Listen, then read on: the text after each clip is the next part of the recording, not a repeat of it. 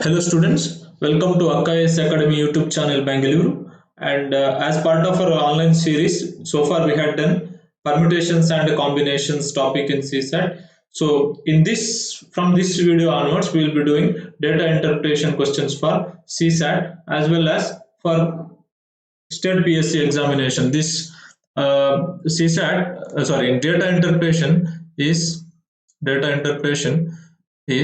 very essential for CSAT, that is IAS or Civil Service Prelims paper 2, and as well as in KS, Karnataka Administrative Service. This is very important for prelims as well as mains. Prelims as well as mains, because in GS1 mains sometimes they will ask one question from data interpretation, sometimes because there is a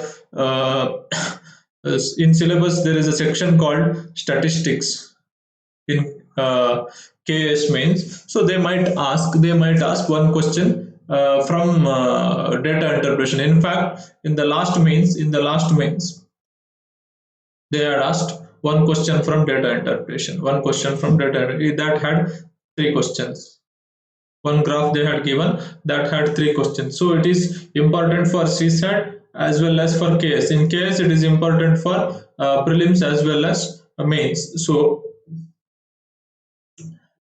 in this video we'll see just introduction part. We won't be doing any sums from data interpretation, just introduction part, how the questions might be asked, and what type of questions UPSC and KPSC and in civil service exams have been asked. So now first data interpretation andre ಏನು ಅಂತ ನೋಡೋಣ. Data interpretation ಅಂದ್ರೆ ಏನು?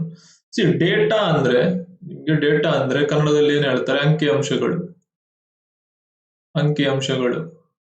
Interpretation ಅಂದ್ರೆ ಅರ್ಥೈಸಿಕೊಳ್ಳುವುದು. So ನಿಮ್ಗೆ ಏನಂದ್ರೆ ಕೆಲವೊಂದು ಅಂಕಿಅಂಶಗಳನ್ನು ಕೊಟ್ಟಿರ್ತಾರೆ, ಆ ಅಂಕಿಅಂಶಗಳನ್ನ ನಾವು ಅರ್ಥೈಸಿಕೊಳ್ಬೇಕಾಗುತ್ತೆ, ಅದರ ಮೇಲೆ ಕ್ವಶನ್ಸ್ ಇರುತ್ತೆ, ಆ ಕ್ವಶನ್ಸ್ ಅನ್ನ ನಾವು ಆನ್ಸರ್ ಮಾಡಬೇಕಾಗುತ್ತೆ. ಸೊ ಡೇಟಾ ಇಂಟರ್ಪ್ರಿಟೇಷನ್ ಅಂದ್ರೆ it is a process of understanding the collection of data.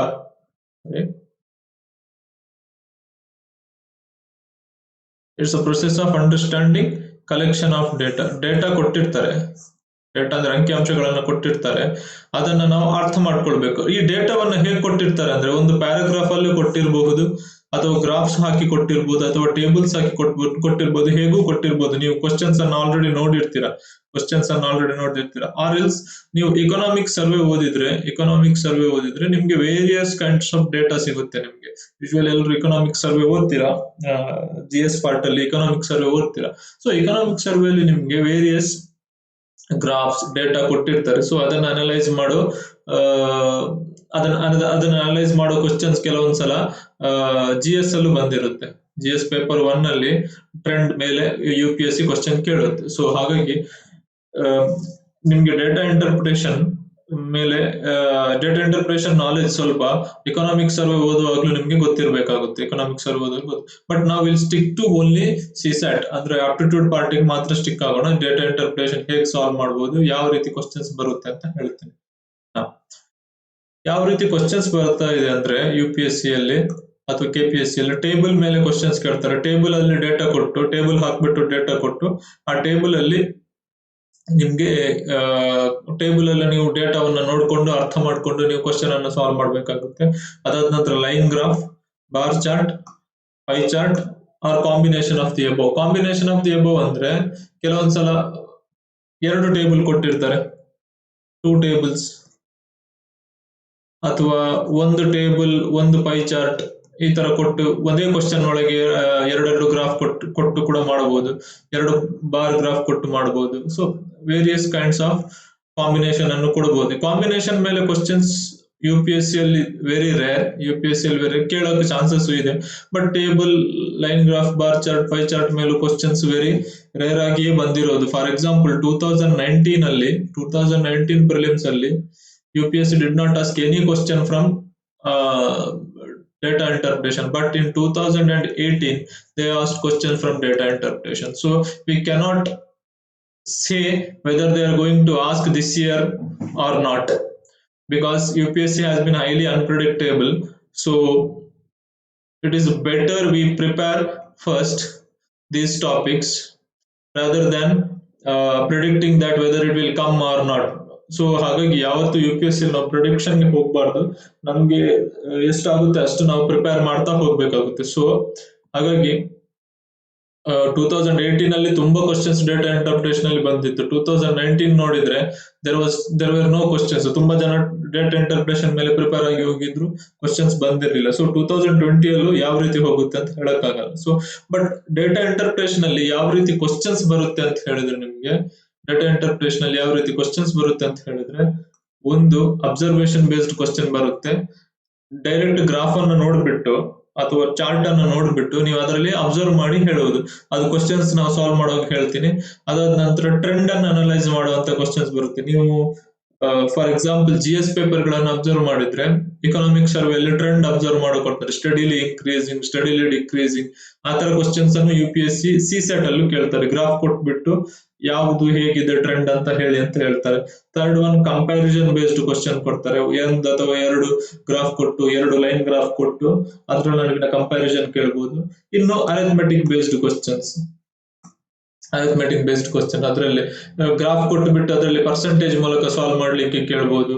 Average ಕೇಳಬಹುದು, ಪರ್ಸೆಂಟೇಜ್ ಕೇಳಬಹುದು, ಆವರೇಜ್ ಕೇಳಬಹುದು, ಅದರಲ್ಲಿ ರೇಷಿಯೋ ಕೇಳಬಹುದು. ಇನ್ನು ಅಡಿಷನ್, ಮಲ್ಟಿಪ್ಲಿಕೇಶನ್, ಸಬ್ಟ್ರಾಕ್ಷನ್ ಈ ತರ ಕೇಳ್ತಾರೆ. ಡಿವಿಷನ್ ಮಾಡೋಕೆ ಕೇಳ್ತಾರೆ. ಸೊ ಇದೆಲ್ಲ ಅರಿಥಮೆಟಿಕ್ ಪಾರ್ಟ್. ಸಿಂಪಲ್ ಕ್ಯಾಲ್ಕುಲೇಷನ್ ಮಾಡ್ಲಿಕ್ಕೂ ಕೇಳಬಹುದು. ಸೊ ಇದು ಕೇಳಬಹುದು. ಅಬ್ಸರ್ವ್ ಮಾಡಿಬಿಟ್ಟು ನೀವು ಗ್ರಾಫ್ ಅನ್ನು ಅಬ್ಸರ್ವ್ ಮಾಡಿಬಿಟ್ಟು ಕ್ವಶನ್ ಅನ್ನ ಸಾಲ್ವ್ ಮಾಡಬೇಕಾಗುತ್ತೆ. ಜಸ್ಟ್ ನೋಡ್ಬಿಟ್ಟು ಅದಕ್ಕೆ ಟ್ರೆಂಡ್ ಅನ್ನು ಅನಲೈಸ್ ಮಾಡೋದು, ಕಂಪೇರ್ ಮಾಡುವಂತದ್ದು, ಇಂಥ ಕ್ವಶನ್ಸ್ ಗಳನ್ನ ಕೇಳಬಹುದು. ಸೊ ಕ್ವಶನ್ಸ್ ಸಾಲ್ವ್ ಮಾಡುವಾಗ ಹೇಳ್ತಾ ಹೋಗ್ತೇನೆ. ಸೊ ಈಗ ನಮ್ಗೆ ಪರ್ಸೆಂಟೇಜ್ ಕ್ವಶನ್ಸ್ ಯೂಶುವಲಿ ತುಂಬಾ ಕಾಮನ್. ಡೇಟಾ ಇಂಟರ್ಪ್ರಿಟೇಷನ್ ಕ್ವಶನ್ಸ್ ಅಲ್ಲಿ percentage questions very common. So ಹಾಗಾಗಿ ನಿಮ್ಗೆ ಸ್ವಲ್ಪ ಪರ್ಸೆಂಟೇಜ್ ಇದು ಬೇಸಿಕ್ಸ್ ನಾಲೆಜ್ ಇರಬೇಕಾಗುತ್ತೆ. For example, first you should know what is percentage. Percentage ಅಂದ್ರೆ ಮೀನಿಂಗ್ ಏನು ಅಂತ ಗೊತ್ತಿರಬೇಕು. ಪರ್ಸೆಂಟೇಜ್ ಅಂದ್ರೆ ಔಟ್ ಆಫ್ 100 ಅಂತ ಅರ್ಥ. Out of 100. ಫಾರ್ ಎಕ್ಸಾಂಪಲ್, ನೀವು ಕ್ರಿಕೆಟ್ ನೋಡ್ತಾ ಇದ್ರೆ ನಿಮ್ಗೆ ಸೆಂಚುರಿ ಅಂದ್ರೆ 100 ಅಂತ ಹೇಳ್ತಾರೆ, ಸೆಂಚುರಿ. ಸೊ ಸೆಂಟ್ ಅಂದ್ರೆ 100 ಇಲ್ಲಿ. ಪರ್ ಅಂದ್ರೆ ಡಿವಿಷನ್. ಸೊ 1/100 ಅಂತ ಹೇಳ್ಬೋದು. Divided by 100. Percentage means divided by 100. So ಯಾವುದೇ ಒಂದು ವ್ಯಾಲ್ಯೂ ಅನ್ನ 100ರಲ್ಲಿ ಎಷ್ಟಾಗುತ್ತೆ ಅಂತ ನೋಡೋದು. ಔಟ್ ಆಫ್ 100 ಎಷ್ಟು ಅಂತ ನೋಡೋದು. ಇದಕ್ಕೆ ಪರ್ಸೆಂಟೇಜ್ ಅಂತ ಹೇಳ್ತಾರೆ. ಕನ್ನಡದಲ್ಲಿ ಇದನ್ನ ಶೇಕಡ ಅಂತ ಹೇಳ್ತಾರೆ, ಶೇಕಡ. ಸೊ ಇವಾಗ ನೋಡಿ, ಇಂತ ಕೆಲವು ಕ್ವಶನ್ಸ್ ಬರುತ್ತೆ. ಇಲ್ಲಿ ಎಕ್ಸ್ ನಾನು ಜಸ್ಟ್ ಎಕ್ಸ್ ಮತ್ತೆ ವೈ ಆಲ್ಫಾಬೆಟ್ಸ್ ಹಾಕಿರೋದು ಜನರಲೈಸ್ ಮಾಡೋದಕ್ಕೆ. ನಂಬರ್ಸ್ ಇರ್ಬೋದು. X is what percentage of y. ಇದನ್ನ ನಾನು ಸ್ಟೇಟ್ಮೆಂಟ್ ಅನ್ನ ಮ್ಯಾಥಮೆಟಿಕಲಿ ಬರೆದ್ರೆ, ಎಕ್ಸ್ ಈಸ್ ಅಂದ್ರೆ ಈಸ್ ಈಕ್ವಲ್ ಟು, ವಾಟ್ ಅಂದ್ರೆ ನನ್ಗೆ ಗೊತ್ತಿಲ್ಲ, ಕ್ವಶನ್ ಮಾರ್ಕ್. ಪರ್ಸೆಂಟೇಜ್ ಅಂದ್ರೆ ನಾನು ಈಗಲೇ ಹೇಳಿದಾಗೆ 1/100. ಆಫ್ ಅಂದ್ರೆ ಮಲ್ಟಿಪ್ಲಿಕೇಶನ್, ವೈ ಅಂದ್ರೆ ವೈ. ಈ ತರ ಬರಿದ್ರೆ ನನಗೆ ಈಗ ಇದನ್ನ ಕ್ಯಾಲ್ಕುಲೇಟ್ ಮಾಡಬೇಕು. ಇದು ಇಲ್ಲಿ ಇರಲಿ, ಉಳಿದದ್ದೆಲ್ಲ ಆ ಕಡೆ ಹೋಗ್ಲಿ. ಏನಾಗುತ್ತೆ, ಎಕ್ಸ್ ಇದು ಈ ಕಡೆ ಬರುವಾಗ ಡಿವೈಡೆಡ್ ಬೈ ವೈ ಇಂಟು 100 ಆಗುತ್ತೆ. So it becomes X divided by Y into 100. So ನೀವು ಎಕ್ಸಾಮ್ ಅಲ್ಲಿ ಈ ತರ ಕ್ವಶನ್ಸ್ ಬಂದಾಗ X is what percentage of Y, direct ಈ ಸ್ಟೆಪ್ ಗೆ ಜಂಪ್ ಆಗ್ಬೇಕು. ಸೊ ಅದಕ್ಕೆ ಏನಂದ್ರೆ ಇಲ್ಲಿ ಆಫ್ ಅನ್ನು ನೆನ್ಪಿಟ್ಕೊಳ್ಬೇಕು. Of is a keyword. Hard and fast rule ಏನಲ್ಲ. ಕೆಲವೊಂದ್ಸಲ UPSC ಕನ್ಫ್ಯೂಸ್ ಮಾಡೋಕೆ ಬೇರೆ ಬೇರೆ ಟೈಪ್ ಅಲ್ಲಿ ಕ್ವಶನ್ ಕೇಳ್ತಾರೆ. ಬಟ್ ಇದನ್ನ ನೆನ್ಪಿಟ್ಕೊಳ್ಳಿ, ಇದು ಜನರಲ್ ಆಗಿ ಕೇಳುವಂತ ಸ್ಟೇಟ್ಮೆಂಟ್. ಹಾಗಾಗಿ ನಾನು ಹೇಳ್ತಾ ಇದ್ದೇನೆ, of is a keyword. Of ನಂತರ ಬಂದ ವರ್ಡ್ ಡಿನಾಮಿನೇಟರ್ ಇರುತ್ತೆ, ಇನ್ನೊಂದು ನಂಬರ್ ನ್ಯೂಮರೇಟರ್ ಇರುತ್ತೆ. ಸೊ ನಿಮ್ಗೆ ಯಾವಾಗ್ಲೂ ಕ್ವಶನ್ ಅಲ್ಲಿ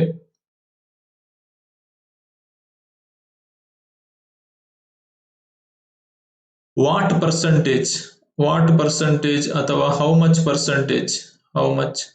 ಪರ್ಸೆಂಟೇಜ್ ಅಂತ ಸ್ಟೇಟ್ಮೆಂಟ್ ಬಂದ್ಬಿಟ್ರೆ ನಿಮ್ಗೆ ಒಂದು ನ್ಯೂಮರೇಟರ್ ಇದೆ, ಇನ್ನೊಂದು ಡಿನಾಮಿನೇಟರ್ ಇದೆ, ಇಂಟು 100 ಬಂದೇ ಬರುತ್ತೆ ಅಂತ ಅರ್ಥ. ಅಂಶ ಇದೆ, ಛೇದ ಇದೆ, ಇಂಟು 100 ಬರುತ್ತೆ ಅಂತ. ಸೊ ವಾಟ್ ಪರ್ಸೆಂಟೇಜ್ ನೋಡಿದ ತಕ್ಷಣ ನೀವು ಈ ತರ ಹಾಕೊಳ್ಬೇಕು. ನನ್ನ ಕೆಲಸ ಈಗ ಯಾವ್ದು ನ್ಯೂಮರೇಟರ್ ಯಾವ್ದು ಡಿನಾಮಿನೇಟರ್ ಅಂತ ಅರ್ಥೈಸಿ ಮಾಡ್ಕೊಳ್ಬೇಕು. ಆಫ್ ನಂತರ ಬಂದಿರೋ ಸ್ಟೇಟ್ಮೆಂಟ್, ಕ್ವಶನ್ ಯಾವ ಟೈಪ್ ಸ್ಟೇಟ್ಮೆಂಟ್ ಅಂತ ಅರ್ಥ ಮಾಡ್ಕೊಂಡು, ಆಫ್ ನಂತರ ಬಂದಿರೋದು ಡಿನಾಮಿನೇಟರ್ ಇರುತ್ತೆ, ಇನ್ನೊಂದು ನಂಬರ್ ನ್ಯೂಮರೇಟರ್ ಇರುತ್ತೆ. ಸೊ ಇದನ್ನ ನೀವು ನೆನ್ಪಿಟ್ಕೊಳ್ಳಿ. ಕೊಟ್ಟಿದ್ದೇನೆ ಇಲ್ಲಿ X by Y into 100 X by Y into 100. Sometimes UPSC ಅಲ್ಲಿ ಸ್ಟೇಟ್ಮೆಂಟ್ ಅನ್ನು ಸ್ವಲ್ಪ ಟ್ವಿಸ್ಟ್ ಮಾಡಿ ಕೂಡ ಕೇಳ್ತಾರೆ ನೋಡಿ. What percentage of Y is X ಅಂತಾನು ಕೇಳಬಹುದು ನೋಡಿ. ಇದೇ ಸ್ಟೇಟ್ಮೆಂಟ್ ಅನ್ನ ರಿವರ್ಸ್ ಅಲ್ಲಿ ಕೇಳಿರೋದು. X is what percentage of Y ಅಂತಿದೆ, ಅದನ್ನ ಇಲ್ಲಿಂದ ಸ್ಟಾರ್ಟ್ ಮಾಡಿ what percentage of Y is X ಅಂತ ಕೇಳಿರೋದು ಇಲ್ಲಿ. ಅವಾಗ್ಲೂ ನೀವು ಇದನ್ನ ನೀವು ನೆನಪಿಟ್ಕೊಳ್ಬೇಕು. ಅದಕ್ಕೆ ನಾನು ಹೇಳಿರೋದು ಇಲ್ಲಿ ಆಫ್ ಅನ್ನೋ ವರ್ಡ್ ಇಂಪಾರ್ಟೆಂಟ್. ಆಫ್ ನಂತರ ಬಂದಿರೋದು ಡಿನಾಮಿನೇಟರ್ ಅಲ್ಲಿ ಬರುತ್ತೆ x numerator. So x by Y into 100 X by Y into 100. So it's not hard and fast rule. ಕೆಲವೊಂದ್ಸಲ ಕ್ವಶನ್ ಅಲ್ಲಿ ಕನ್ಫ್ಯೂಸ್ ಮಾಡೋದಿಕ್ಕೆ ಬೇರೆ ಬೇರೆ ಟೈಪ್ ಅಲ್ಲಿ ಸ್ಟೇಟ್ಮೆಂಟ್ ಗಳನ್ನ ಕ್ರಿಯೇಟ್ ಮಾಡ್ತಾರೆ. ಆಗ ನಿಮ್ಗೆ ಅರ್ಥ ಆಗಿದ್ದಿದ್ರೆ ಮಾತ್ರ ಸಾಲ್ವ್ ಮಾಡೋಕ್ ಸಾಧ್ಯ. ಬಟ್ ಇದೊಂದು ನಾನು ಆಲ್ರೆಡಿ ಹೇಳಿದಾಗೆ ತುಂಬಾ ಕಾಮನ್ ಆಗಿ ಬರುವಂತ general statement, very common type of question. So ಹಾಗಾಗಿ ಇದನ್ನ ನೀವು ನೆನ್ಪಿಟ್ಕೊಳ್ಬೇಕು. ಇಲ್ಲಿ ಮಿಸ್ಟೇಕ್ ಮಾಡಬಾರ್ದು. ನ್ಯೂಮರೇಟರ್ ಡಿನಾಮಿನೇಟರ್ ಆಚೀಚೆ ಮಾಡಿ ಮಿಸ್ಟೇಕ್ ಮಾಡಬಾರ್ದು. ಫೈನ್. ಸೊ ಇಲ್ಲಿ ಎಕ್ಸಾಂಪಲ್ ನೋಡಿದ್ರೆ 25 is how much percentage of 50 ಅಥವಾ how much percentage of 50 is 25. So ನಿಮ್ಗೆ ಈ ಸ್ಟೇಟ್ಮೆಂಟ್ ನೋಡಿದ ತಕ್ಷಣ ಹೌ ಮಚ್ ಪರ್ಸೆಂಟೇಜ್ ಅಥವಾ ವಾಟ್ ಪರ್ಸೆಂಟೇಜ್ ಅಂತ ನೋಡಿದ ತಕ್ಷಣ ನೀವು numerator divided by denominator into 100. ಈಗ ಒಂದು ಲೈನ್ ಹಾಕಿ ಅಂಶ ಇದೆ ಛೇದ ಇದೆ ಇಂಟು 100 ಬರ್ಬೇಕು.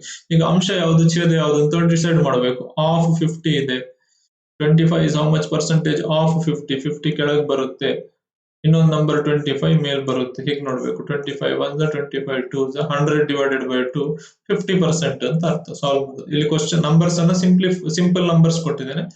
ಡಿಫಿಕಲ್ಟ್ ನಂಬರ್ಸ್ ಬಂದಾಗಲೂ ನಿಮ್ಗೆ ಮಾಡೋ ಗೊತ್ತಾಗ್ಬೇಕು. ಫಾಸ್ಟ್ ಆಗಿ ಕ್ಯಾನ್ಸಲ್ ಮಾಡ್ತಾ 25 is how much percentage of 50, ಇಲ್ಲಿ 50% ಆನ್ಸರ್ ಬಂತು. ಸೊ ಇದೇ ರೀತಿ ಬೇರೆ ಬೇರೆ ಟೈಪ್ ಇದ್ದು ಸ್ಟೇಟ್ಮೆಂಟ್ಸ್ ಇದೆ, ಬೇರೆ ಬೇರೆ ಟೈಪ್ ಸ್ಟೇಟ್ಮೆಂಟ್ಸ್ ಇದೆ. ಆ ಸ್ಟೇಟ್ಮೆಂಟ್ಸ್ ಯಾವ್ದು ಅಂತೆಲ್ಲ ಹೇಳ್ತಾ ಹೋಗ್ತೇನೆ. ಸೊ ಇನ್ನೊಂದು ಇದು X is how much percent more than 50, how much percent more than 50, more than less than, ಈ ತರ ಟೈಪ್. ಮೋರ್ ದ್ಯಾನ್ ಅಂದ್ರೆ ನೀವು ಡಿಫರೆನ್ಸ್ ನೋಡ್ಬೇಕು ಅಂತ ಅರ್ಥ. ಡಿಫರೆನ್ಸ್ ಮೋರ್ ದ್ಯಾನ್ ನ ಬದಲು ಗ್ರೇಟರ್ ದ್ಯಾನ್ ಅಂತಾನು ಕೇಳಬಹುದು. ಇದರ ಮೀನಿಂಗ್ ಏನು? ಎಕ್ಸ್ ವೈಗಿಂತ ಎಷ್ಟು ಶೇಕಡ ಜಾಸ್ತಿ ಇದೆ ಅಂತ ಅರ್ಥ. ಎಕ್ಸ್ ವೈಗಿಂತ ಎಷ್ಟು ಶೇಕಡ ಜಾಸ್ತಿ ಇದೆ. ಸೊ ನಿಮ್ಗೆ ಮೋರ್ ದ್ಯಾನ್ ಲೆಸ್ ದ್ಯಾನ್ ಬಂದಾಗ ನಿಮ್ಗೆ ಡಿನಾಮಿನೇಟರ್ ಡಿಫರೆನ್ಸ್ ಇರುತ್ತೆ ಅಂತ ನಿಮ್ಗೆ ಗೊತ್ತಾಗ್ಬೇಕು.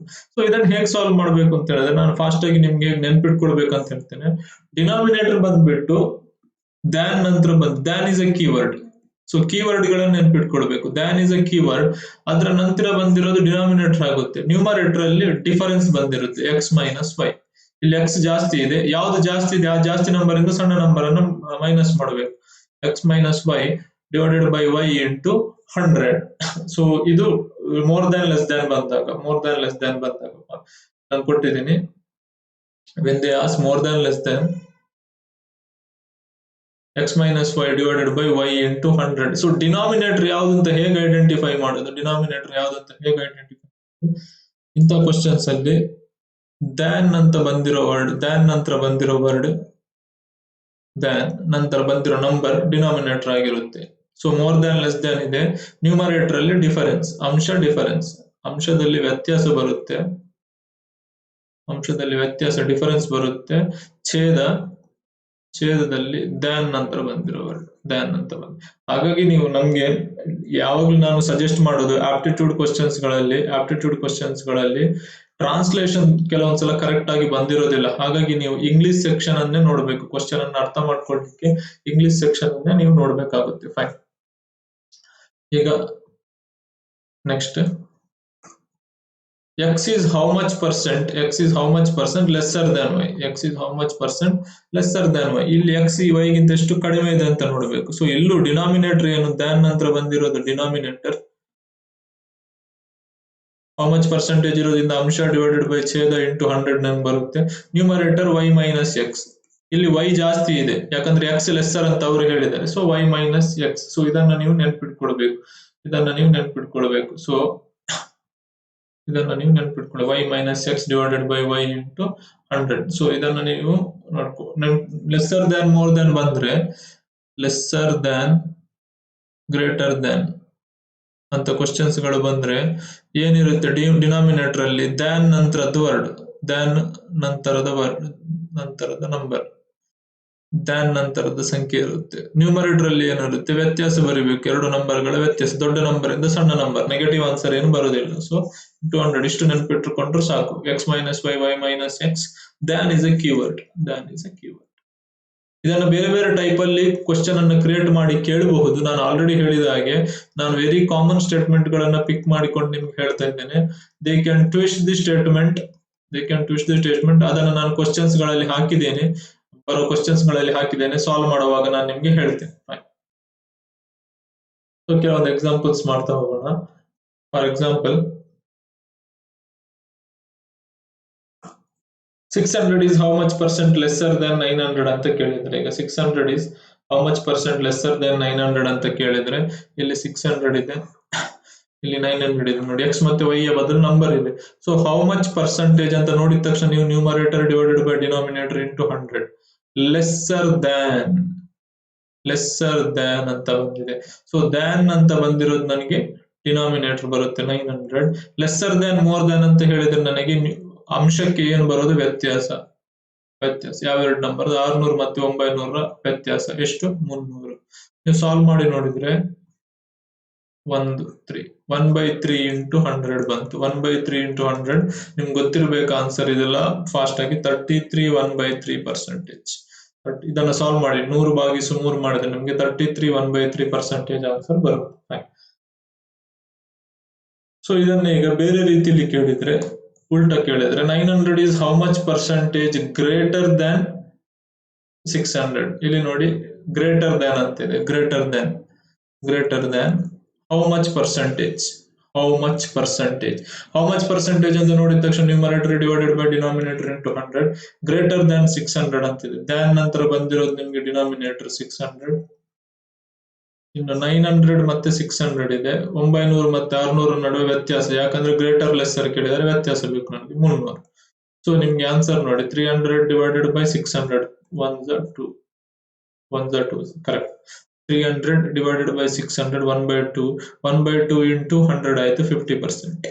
1/2 ಇಂಟು 100 50% ಆಯ್ತು. So 900 is how much % greater than 600 ಅಂದ್ರೆ 50% ಜಾಸ್ತಿ ಇದೆ ಅಂತ ಅರ್ಥ. ಸೊ ಈ ತರನು ಕ್ವಶನ್ಸ್ ಗಳನ್ನ ಹೇಗೂ ಕೇಳಬಹುದು. ಸೊ ನಿಮ್ಗೆ ಬೇಸಿಕ್ 3 ಸ್ಟೇಟ್ಮೆಂಟ್ ಗಳು ನೆನಪಿಟ್ಕೊಳ್ಬೇಕು. ನಾನು ಒಂದು ಹೇಳಿದೆ, first one x is what percentage of y. ಅದಾಗ x by y into 100. ಇನ್ನೊಂದು ಗ್ರೇಟರ್ ದನ್ ಲೆಸ್ಸರ್ ದನ್ ಇದ್ದಾಗ ಡಿಫರೆನ್ಸ್ ಅಂದ್ರೆ ವ್ಯತ್ಯಾಸ ಡಿವೈಡೆಡ್ ಬೈ ದ್ಯಾನ್ ನಂತರ ಬಂದಿರೋ ವರ್ಡ್ ಇಂಟು 100. ಇದು 3 ವೆರಿ ಜನರಲ್ ಸ್ಟೇಟ್ಮೆಂಟ್. ಇದನ್ನ ಬಿಟ್ಟು ಬೇರೆ ಟೈಪ್ಸ್ ಇದೆ. ಮತ್ತೆ ಇದರಲ್ಲೇ ನೀವು ಬೇರೆ ಬೇರೆ ರೀತಿಯಲ್ಲಿ ಕ್ವಶನ್ಸ್ ಗಳನ್ನ ಅವರು ಕೇಳಬಹುದು. ಅದಕ್ಕಾಗಿ ಅದು ಕ್ವಶನ್ಸ್ ಬಂದಾಗ ಹೇಳ್ತೀನಿ. ಈ 3 ಸ್ಟೇಟ್ಮೆಂಟ್ ಗಳು ನಿಮ್ಗೆ ನೆನಪಿರ್ಬೇಕಾಗುತ್ತೆ. ಈಗ ನೀವು ಡೇಟಾ ಇಂಟರ್ಪ್ರಿಟೇಷನ್ ಕ್ವಶನ್ ಅನ್ನ ಹೇಗೆ ಅಪ್ರೋಚ್ ಮಾಡುವುದು, ನಾವು ಡೇಟಾ ಇಂಟರ್ಪ್ರಿಟೇಷನ್ ಕ್ವಶನ್ಸ್ ಗಳನ್ನ ಹೇಗೆ ಅಪ್ರೋಚ್ ಮಾಡಬಹುದು. ಯಾಕಂದ್ರೆ ಡೇಟಾ ಇಂಟರ್ಪ್ರಿಟೇಷನ್ ಕ್ವಶನ್ ಅಲ್ಲಿ ಫಸ್ಟ್ ಗ್ರಾಫ್ ಇರುತ್ತೆ, ನಂತರ ಕ್ವಶನ್, ಅದರ ಮೇಲೆ ತುಂಬಾ ಕ್ವಶನ್ಸ್ ಇರುತ್ತೆ. ಒಂದೇ ಕ್ವಶನ್ ಇರುತ್ತೆ ಅಂತ ಹೇಳಕ್ಕಾಗಲ್ಲ. 2 ಇರ್ಬೋದು, 3 ಇರ್ಬೋದು, 5 ಕ್ವಶನ್ ವರೆಗೂ ಒಂದೇ ಗ್ರಾಫ್ ಮೇಲೆ ಕ್ವಶನ್ಸ್ ಗಳು ಇದ್ದಿರ್ಬೋದು. ಸೊ ನೀವು ಫಸ್ಟ್ ಏನ್ ಮಾಡ್ಬೇಕು ಅಂತ ಹೇಳಿದ್ರೆ, ತುಂಬಾ ಜನ ಕ್ವಶನ್ ಸಾಲ್ವ್ ಮಾಡಕ್ ಹೋಗ್ತಾರೆ, ಮತ್ತೆ ಗ್ರಾಫ್ ನೋಡ್ತಾರೆ. ಅದು ತಪ್ಪು. Read the information and understand the chart first. ನೀವು ಫಸ್ಟ್ ಕ್ವಶನ್ ಅನ್ನು ಓದೋ ಮೊದಲು ಇನ್ಫಾರ್ಮೇಶನ್ ಅನ್ನು ನೋಡ್ಕೊಳ್ಬೇಕು. ಅಲ್ಲಿ ಸ್ಟೇಟ್ಮೆಂಟ್ ಅಲ್ಲಿ ಕೊಟ್ಟಿರ್ತಾರೆ ಇದ್ರಲ್ಲಿ ಏನ್ ಇನ್ಫಾರ್ಮೇಶನ್ ಇದೆ ಅಂತ. ಅದರಾದ ನಂತರ ಗ್ರಾಫ್ ಅನ್ನ ಅರ್ಥ ಮಾಡ್ಕೊಳ್ಬೇಕು. ಚಾರ್ಟ್ ಯಾವುದು ಇರ್ಬೋದು, ಟೇಬಲ್ ಇರ್ಬೋದು, ಗ್ರಾಫ್ ಇರ್ಬೋದು, ಲೈನ್ ಗ್ರಾಫ್, ಬಾರ್ ಗ್ರಾಫ್ ಇರ್ಬೋದು, ಪೈ ಚಾರ್ಟ್ ಇರ್ಬೋದು. ಪೈ ಚಾರ್ಟ್ ಅಂದ್ರೆ ಸರ್ಕಲ್. ಸೊ ಇದು ಯಾವುದು ಇರ್ಬೋದು. ಸೊ ಹಾಗಾಗಿ ಫಸ್ಟ್ ನೀವು ಗ್ರಾಫ್ ಇನ್ಫಾರ್ಮೇಶನ್ ಗಳನ್ನೆಲ್ಲ ಓದ್ಬಿಟ್ಟು ಗ್ರಾಫ್ ಅನ್ನ ಅರ್ಥ ಮಾಡ್ಕೊಳ್ಳಿಕ್ಕೆ ನೋಡ್ಬೇಕು. ಅದಾದ ನಂತರ ನೀವು ಕ್ವಶನ್ ಅನ್ನು ನೋಡ್ಬೇಕು. Understand the question, read the question, understand. Question ಓದಿದ ನಂತರ, ಫಾರ್ ಎಕ್ಸಾಂಪಲ್ ಈಗ ನಿಮ್ಗೆ ಒಂದಕ್ಕಿಂತ ಜಾಸ್ತಿ ಗ್ರಾಫ್ ಇದೆ ಅಂತ ತಿಳ್ಕೊಳ್ಳಿ. ಕ್ವಶನ್ ಅಲ್ಲಿ ಒಂದಕ್ಕಿಂತ ಜಾಸ್ತಿ ಗ್ರಾಫ್ ಇದೆ ಅಂತ ತಿಳ್ಕೊಳ್ಳಿ. ಒಂದಕ್ಕಿಂತ ಜಾಸ್ತಿ ಗ್ರಾಫ್ ಇದ್ರೆ ನೀವೇನ್ ಮಾಡ್ಬೇಕು ಅಂದ್ರೆ, if data given in more than one chart, ಒಂದು ಚಾರ್ಟ್ ಗಿಂತ ಜಾಸ್ತಿ ಚಾರ್ಟ್ ಅಲ್ಲಿ ಡೇಟಾ ಕೊಟ್ಟಿದ್ದಿದ್ರೆ, ಫಾರ್ ಎಕ್ಸಾಂಪಲ್ ನಾನು ಆಲ್ರೆಡಿ ಹೇಳಿದ್ದೇನೆ, ಕಾಂಬಿನೇಷನ್ ಅಲ್ಲೂ ಕೊಡಬಹುದು. 2 ಲೈನ್ ಗ್ರಾಫ್ ಅಥವಾ ಒಂದು ಟೇಬಲ್, ಒಂದು ಬಾರ್ ಗ್ರಾಫ್, ಈ ತರ ಕೊಡಬಹುದು, ಯಾವುದೇ ಕೊಡಬಹುದು. Then identify which chart required to answer the particular question and see only that. ಅಂದ್ರೆ ಈಗ ಫಾರ್ ಎಕ್ಸಾಂಪಲ್ ನಿಮ್ಗೆ ಒಂದು ಟೇಬಲ್ ಕೊಟ್ಟಿದ್ದಾರೆ,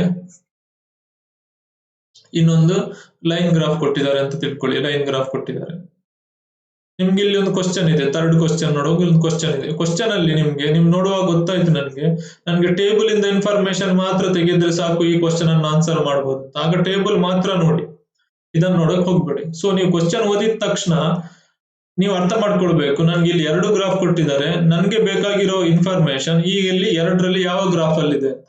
ಕೆಲವೊಂದ್ಸಲ 2 ಬೇಕಾಗುತ್ತೆ ನಮ್ಗೆ, ಆಗ 2 ಯೂಸ್ ಮಾಡ್ಕೊಂಡು ಸಾಲ್ವ್ ಮಾಡಬೇಕು. ಇಂಥ ಕ್ವಶನ್ಸ್ ಗಳು ಬಂದಾಗ ಇದನ್ನು ಹೇಳ್ತೇನೆ. ಸೊ ಈ ಬೇಸಿಕ್ ಅಪ್ರೋಚ್ ಮಾತ್ರ ನೀವು ನೆನ್ಪಿಟ್ಕೊಳ್ಬೇಕು. First 2 points are important. First ಏನಂದ್ರೆ ನೀವು ಚಾರ್ಟ್ ಅನ್ನ ನೋಡ್ಕೊಂಡು ಅರ್ಥ ಮಾಡ್ಕೊಂಡು ನಂತರ ಕ್ವಶನ್ ಗೆ ಬರಬೇಕು. ಕ್ವಶನ್ ಅನ್ನ ನೋಡ್ಬಿಟ್ಟು ಮತ್ತೆ ಚಾರ್ಟ್ ಗೆ ನೀವು ಹೋದ್ರೆ ನಿಮ್ಗೆ ಟೈಮ್ ವೇಸ್ಟ್ ಆಗುತ್ತೆ, ಇನ್ನೊಂದು ಕನ್ಫ್ಯೂಸ್ ಆಗೋದಕ್ಕೂ ಚಾನ್ಸಸ್ ಇದೆ. ಫೈನ್. ಸೊ ನಾವು ನೆಕ್ಸ್ಟ್ ಕ್ವಶನ್ಸ್ ಮಾಡ್ತೇವೆ, ನೆಕ್ಸ್ಟ್ ವಿಡಿಯೋದಿಂದ ಕ್ವಶನ್ಸ್ ಅನ್ನು ಹೇಳ್ತಾ ಹೋಗ್ತೇನೆ. ಸೊ ಈ ವಿಡಿಯೋದಲ್ಲಿ ಇಷ್ಟೇ. Thank you for watching.